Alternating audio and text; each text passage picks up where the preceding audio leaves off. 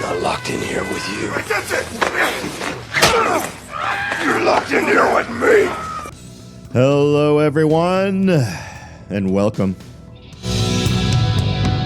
to another edition of Real Estate Realities with the Rebel Broker. My name's Robert Whitelaw, and I am the Rebel Broker. Licensed real estate broker in the state of California, member of the National Association of Realtors.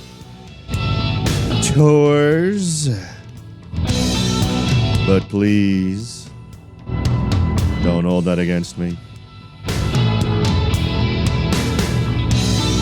So glad you all decided to join me today. We've got an interesting news item I wanted to cover today. It actually has been beaten around the bushes here for a few weeks. I'm actually a little surprised by it, but then a little not surprised by it.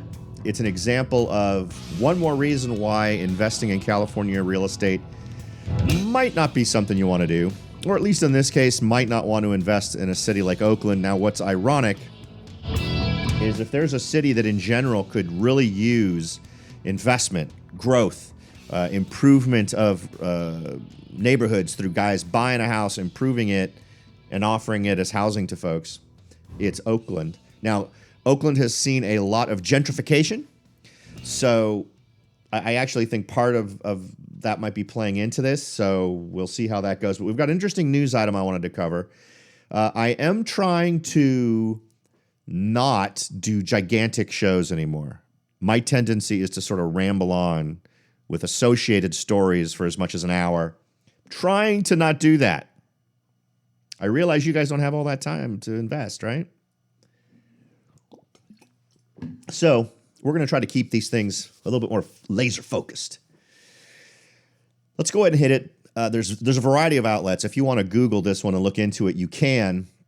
What I'd like to do is discuss what they're doing and what you should think about it. Well, what I think about it, and then I'd love to hear back from you guys on what you think about it. California City aims to ban criminal background checks for renters.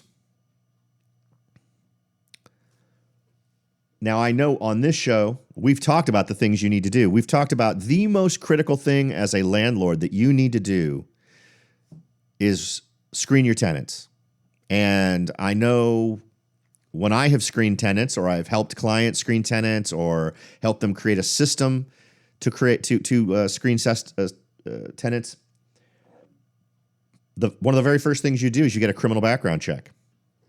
Now, before we get into it, let's actually review what this law does. It opens up a very interesting can of worms. It's not as bad as you would first assume, but it's not great, and it sets a precedent that I think is concerning, because it wouldn't surprise me one bit if this ends up being a more broadly applied thing in the state of California. Given the stuff California has said it's willing to dip its little fingers into, this is a worry that a city council thinks that they should have the authority to do this kind of stuff. And again, this article is from Realtor magazine. Oakland is vying to be the first city in the state to prohibit landlords from turning away potential renters who fail a criminal background check. The Oakland City Council passed the measure this week, hit the last couple of weeks here in January, which local lawmakers hope will help ease homelessness, and the ordinance will undergo a final review on February 4th before being enacted. Similar measures have taken effect in cities along the West Coast, where homelessness is acute, including in Seattle and San Francisco. Under the Oakland Ordinance, landlords won't be able to require rental applicants to disclose their criminal histories. Landlords who violate the ordinance could face up to $1,000 in fines for each violation. Advocates of the, and I love the way they name this stuff, Fair Chance Housing Ordinance say, how could you not support the Fair Chance Housing Ordinance? Do you hate fairness? Why do you hate fairness? Say it will give ex-convicts a better chance at finding stable housing and rebuilding their lives, which could ultimately help reduce homelessness. Homelessness surged 16.4% in California in 2019. What in the hell does that mean? Homelessness surged 16.4%. Are they saying that the that that 16.4% of the population of California is homeless? Or are they saying that this group, that felons or folks who've been incarcerated, 16.4% of them are homeless? Writers should be better at this. Let's see. Now, here's the good news. Single-family homes and government-funded housing, of course. So check this out. Government-funded housing. So when the government needs to protect the properties that they have a stake in, God, I swear, this is the stuff that makes me crazy. Now, I love that single-family homes are exempt. That is great. I have tons of investors who've bought a single-family home. They rent it, and these are not monopoly people, right? These are not top hat, monocle, mustache, tuxedo, little cane that they swing around. That's not who these people are. These are people who have a typical 9-to-5 job. They have managed to get lucky enough to be able to purchase a home, or maybe they inherited one. They've changed it and converted it into a rental. And the goal is to supplement their retirement income, because we all know Social Security ain't going to do it. So these are also folks doing 401ks. They're just trying to make ends meet when they get that point in life where they can't work anymore or they don't want to work. So we're not talking about what these folks seem to just demonize all the time, right? The cliche is the monopoly guy. And the vast majority, do I know a couple of monopoly guys? Yes, I do.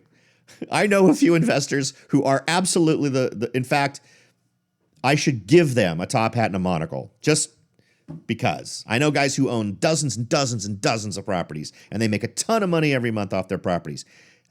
I'll tell you something else. Yeah, interesting side story. So I have a guy who I have been helping him with real estate since the early 90s, right? When I first dealt with him, he was working as one of those guys at the counter when you rent a car. And he was living in an RV, and he was just saving every penny he could get. And the first house he bought, he may be the first guy I ever encountered who did a house hack, right? Where he bought a house that had it was either an in-law quarter or a granny quarter. It wasn't an official duplex, but it had another unit.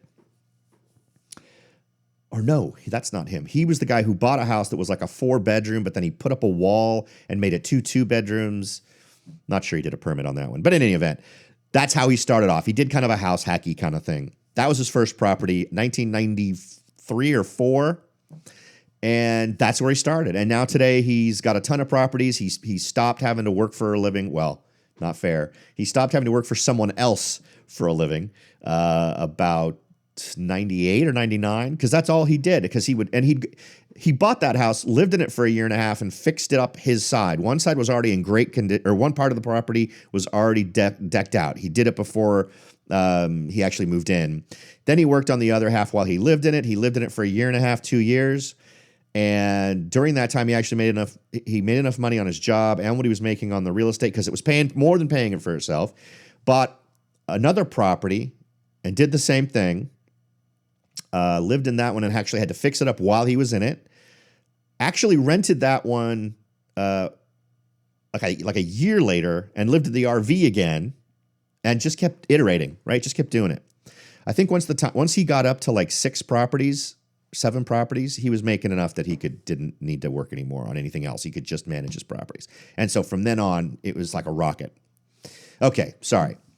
Now, the reason why I wanted to tell you about that guy is he is also one of these guys who does a criminal background check, but he doesn't immediately discount you if you have a criminal background. Now, there's certain crimes he's not going to deal with you, right? So anything having to do with abusing children, nope, not going to fly with him. Violent crimes, if it was a long, long time ago and you've been good since, maybe. So my point is, here's a guy who doesn't automatically reject someone with a criminal background. And those folks exist. They're not the common. They're not the 51% or more of landlords that I've met, but they're out there. There are folks who want to try to help people get a leg up. And I honestly think that in most cases, it's the face-to-face. If they have the face-to-face moment and they feel like this person has had that turnaround in their life, they're going to rent to them. Okay. Single-family homes and government-funded housing will be exempt. I love that government funding housing is exempt. Nothing says hypocrisy than, well, these are government. We can't afford to have criminals getting involved in these houses because, the government's got a stake in these. Just amazing. Further, landlords can still consider the sex offender status of a potential renter when evaluating rental applications. Okay, so one problem is one of the methods of investing, and we just kind of hit on a little bit with my example, is the person who is investing in duplexes, right? That's not a single family home.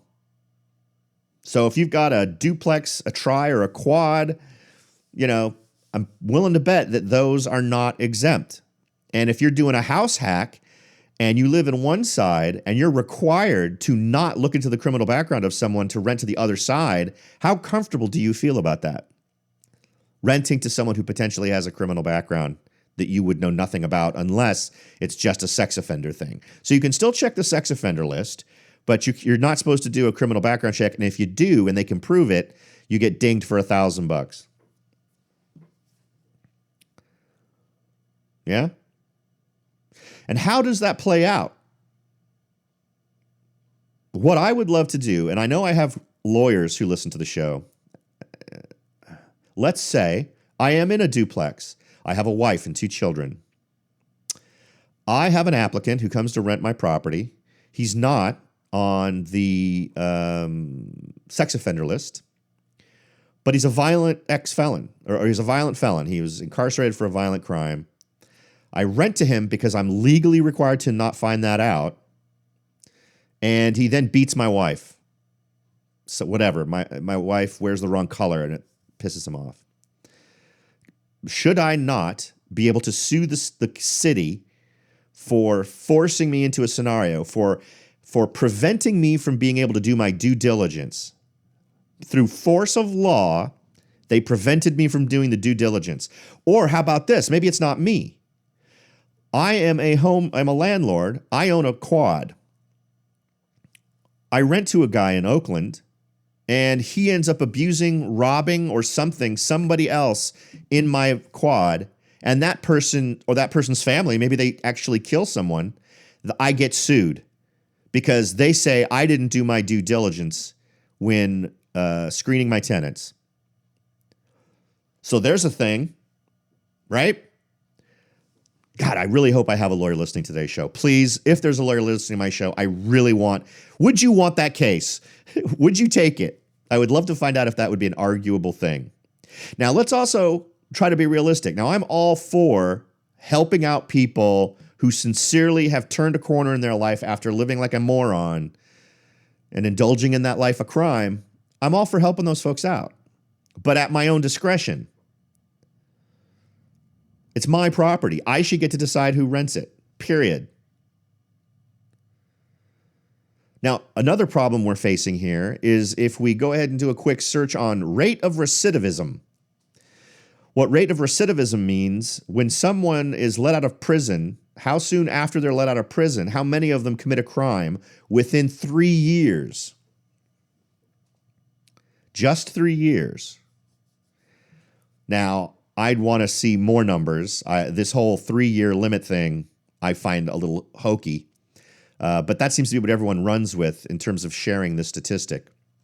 But typically, within 3 years of being released from prison, a former prisoner has a 50% chance of committing another crime.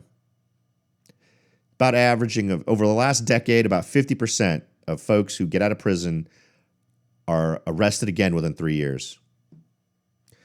So what the city of Oakland is asking you to do, because these are the people they are most concerned with, right? If you're someone who's been out of prison for more than 3 years without getting into trouble, without committing a crime, I would guess you're less likely in the following 3 years to have a problem, right? You've managed to survive 3 years, assuming you didn't go to prison and just get better at crime, and you've managed to dodge the popo for 3 years. You would, after 3 years, you'd be able to show, I've got a job, I've been living wherever I've been living, right? So you would think that at that point, your odds of getting into a scenario where you could get a landlord to rent to you would be better. That may not be true. Maybe there's other policies we could do. The idea of not letting a landlord know this information, though, or legally making it illegal for them to find out about it is dopey. If you want to start a program that does something to make it to ameliorate or reduce the concerns on the part of a landlord as it relates to a former prisoner, all for it. But this idea that you should be forced to embrace ignorance as a landlord by law, that's fundamentally wrong in my mind.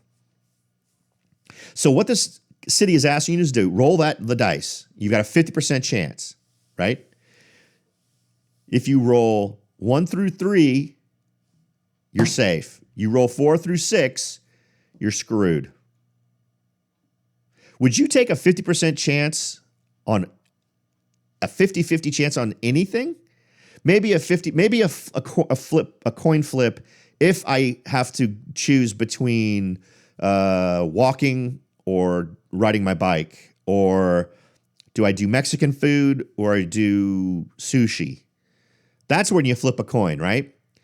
In the do I rent my property, what may be the biggest investment in my life, I may be that guy that's living in an RV and renting the property I own because I'm turning it into an income source rather than a cost.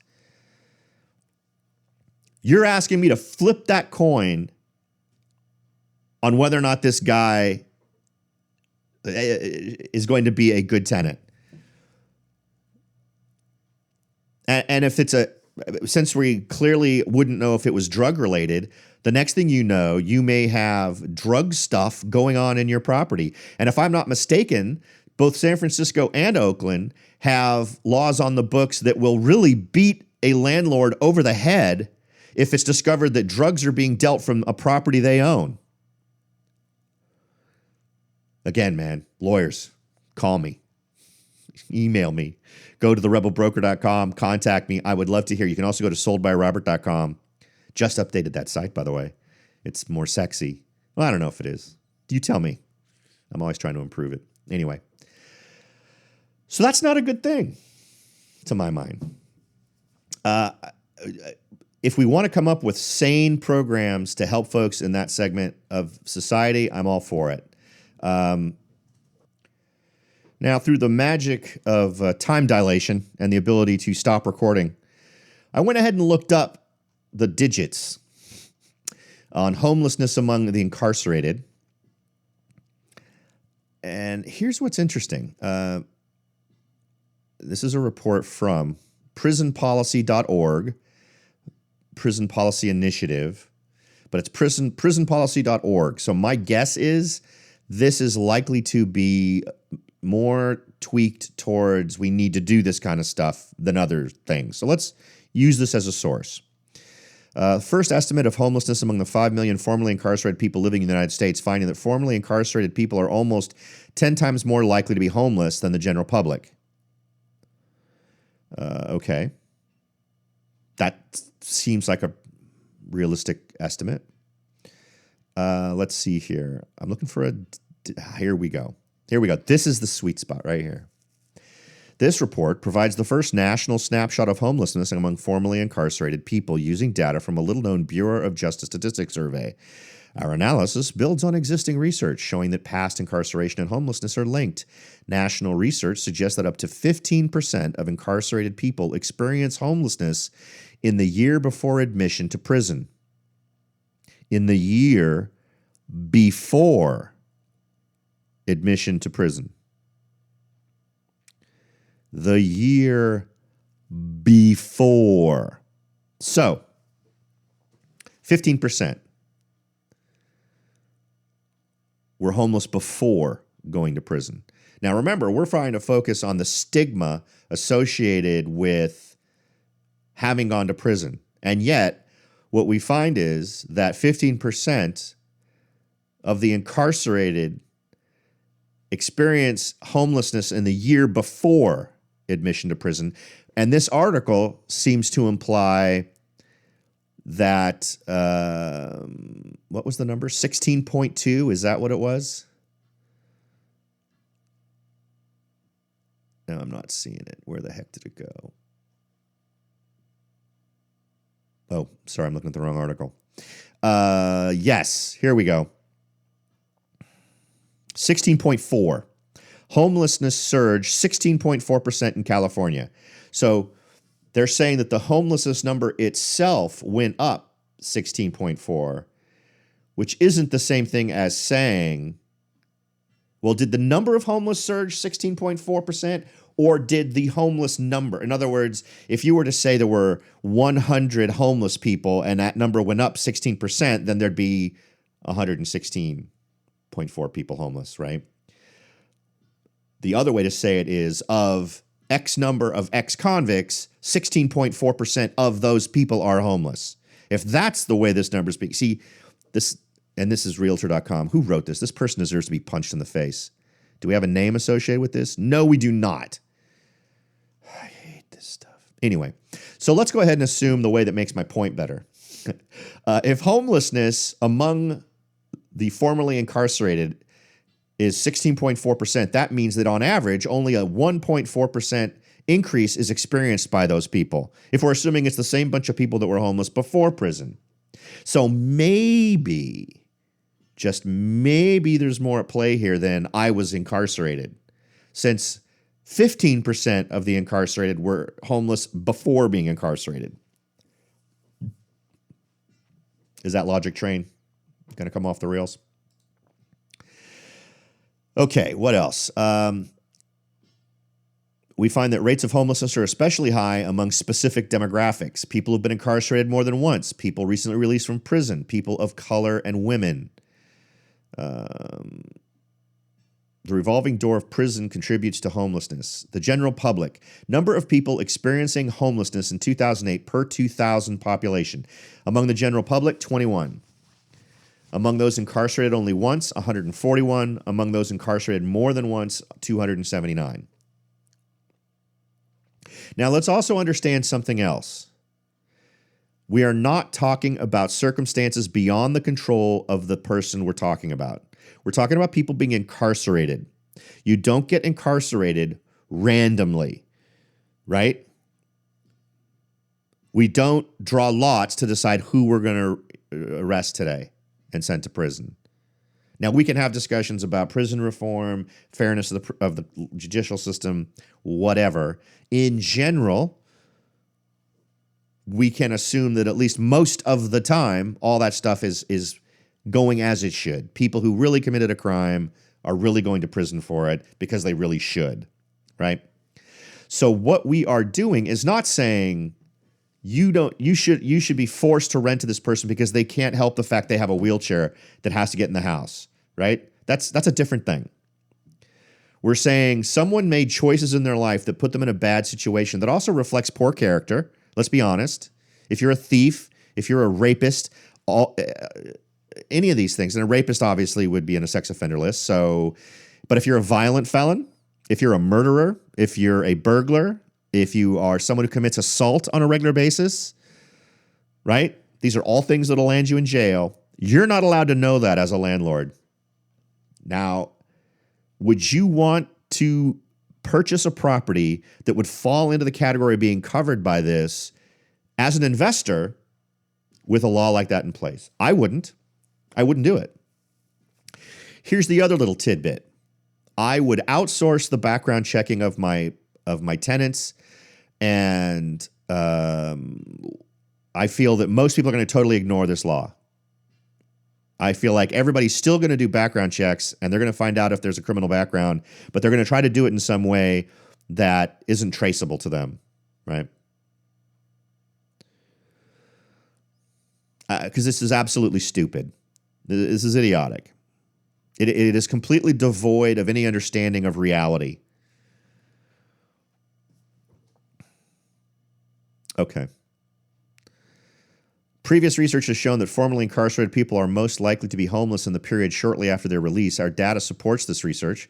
We find that people who spent 2 years or less in the community were more than twice as likely to be homeless as those who had been out of prison for 4 years or longer. Okay, so 4 years apparently is the magic number. That sounds reasonable to me.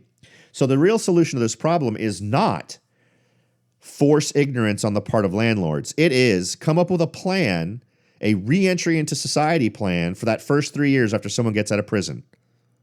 Yeah? Can we get behind something like that? That feels a little bit more rational to me.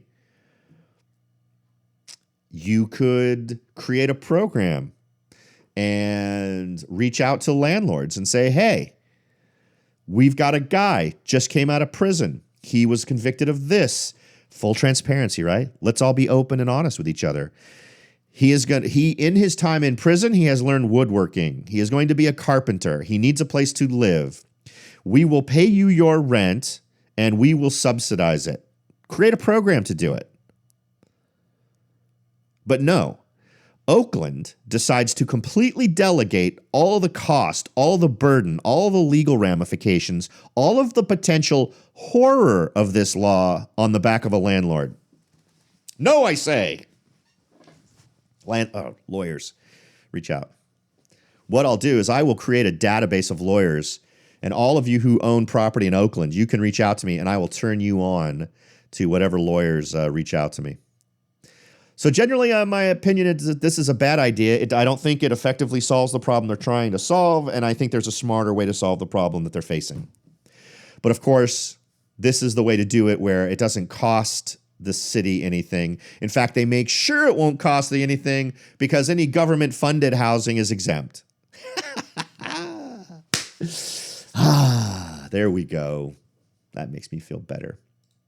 All right. The other thing I wanted to hit as a nice little tidbit before we end the show today, man, it still took me too long. Why couldn't I wrap that up in 15 minutes? We're 27 minutes in. Just a quick look into the Sacramento housing market in December. Sales are up. Sacramento is one of those communities where you strike at the right time, you do ridiculously well. Remember, was it a year ago or a year and a half ago when we were lamenting how inventory was way up and sales were way down? Right? And inventory was just growing. Our resident Sacramento expert and I were talking back and forth, and he was still talking about some hot areas, so it was still a mixed market even then. But so sales are up 12.7% year over year. Active inventory down 38.8% year over year. So there's way more demand than there is supply. I think Sacramento is a reasonable place, but it's also, you think in California, you see this happening in San Francisco and Oakland. It wouldn't surprise me to start to see people talking about doing this in other areas like Sacramento, like Los Angeles, or parts of Los Angeles. Okay, so as always, the goal here is to leave you with more juicy tidbits on the table than you've invested in time. Hope we've achieved that. Thanks again for listening, everyone. I'll talk to y'all next time.